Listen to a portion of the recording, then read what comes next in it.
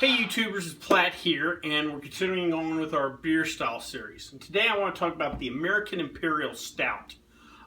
In previous videos, like when I talked about the porters, I kind of lumped in the Imperial end of the category in with the rest of the category. But today I just want to talk about the Imperial Stouts. We'll go on, there's a couple other styles of stouts out there, and I'll do a video just for those.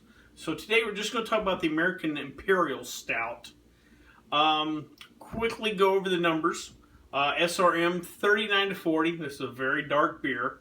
IBUs, we're looking at 50 to 80. Plenty of hoppiness, plenty of hop bitterness in this beer. ABV 7 to 12. This is a big beer. Temperature, we're going to serve this at 50 to 55, and I'm going to use a nice little snifter today.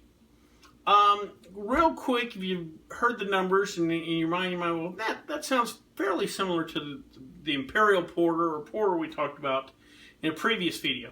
And that's because these two styles are pretty close to each other. And there's a lot of conversation or back and forth on, how different these beers are. Really, there's a couple of differences. Stylistically, originally, these stouts were intended to be a bigger porter. Originally, they were called stout porters. They just, added more malt, bigger beer, more hops, more alcohol. These were a slightly bigger version, but now with the Imperial Stouts that are out there in the way, some brewers make them pretty close to the same. Also, in stouts, they tend to use more roasted barley compared to the porters that might use more like chocolate malts. So there's a slight difference in the mash bill that will kind of come through on the taste a little bit, but not. We're really talking about just tiny little differences in the mash bill. So these are fairly similar beers, but you'll see stouts will have a couple of variations, or in my opinion, they've been played around with more, and we'll see in other videos when I talk about like milk stouts.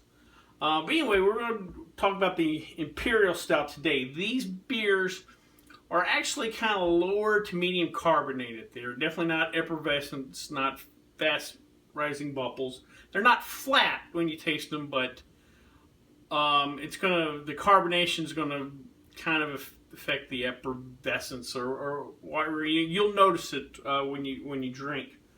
Also, if you've ever had a stout before, you notice one thing, that you don't get the belches like you do if you drink a highly carbonated beer like a Bud Light, Miller Lite, Coors Light.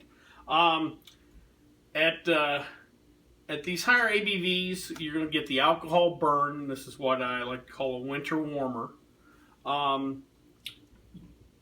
These beers, especially the American version, you're going to get a lot medium to medium high citrusy hop bitterness and aroma.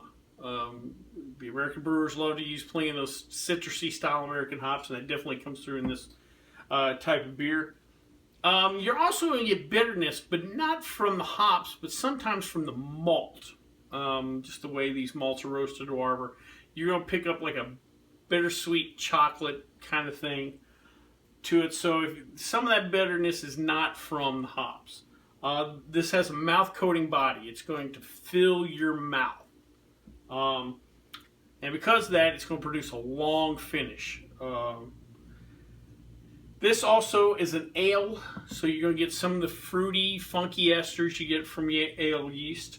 You're going to get some dark fruit notes, coffee notes on this. Very full of plenty of rich malty notes too. Like I said, similar porter. You got a hop bitterness, but you got plenty of malt to balance it out. These beers go great with aged cheese and foie gras. Hopefully I'm saying that right. So these are strong beers that could stand up to strong flavors if you're doing food pairings. The particular one we're going to try today is a Lagunitas Imperial Stout from Petaluma, California. Fine brewery, produces a lot of great brews. This particular one's 9.9 ABV, definitely high octane. We're looking at 72.5 IBU, so they've got plenty of hops in there to balance out all that malt. So let's give her a try. Alright. There we go. Black as oil. We've got a small, kind of dark khaki head. Let's give her a nose. Oh yeah, you pick up those dark, it's a dark chocolate, coffee notes, a little dark fruit on the nose. Not a lot of the hops, but you can get a little bit of it. Let's give her a try.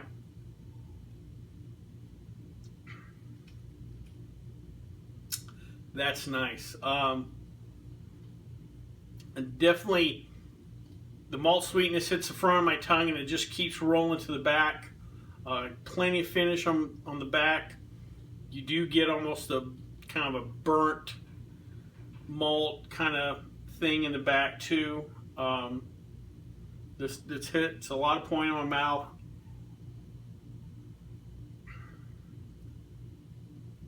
You definitely feel it going down, like I said, that warming sensation.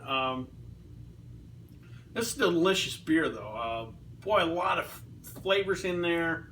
Like I said, the sweet, the bitter, it's hitting different points of my tongue.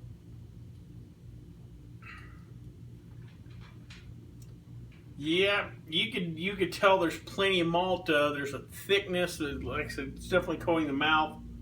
Higher viscosity is the term, but these are good beer, good wintertime beer, even though I'm drinking summer now. These good beers, very complex.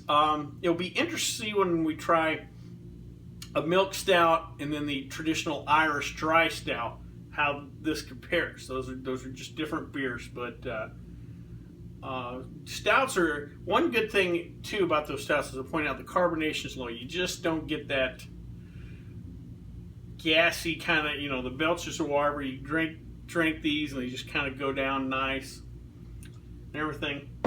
Well, I hope you liked this video. If you did, please subscribe down below. Also, always feel free to contact me in the comment section or on the Twitter page. Till next time, bottoms up.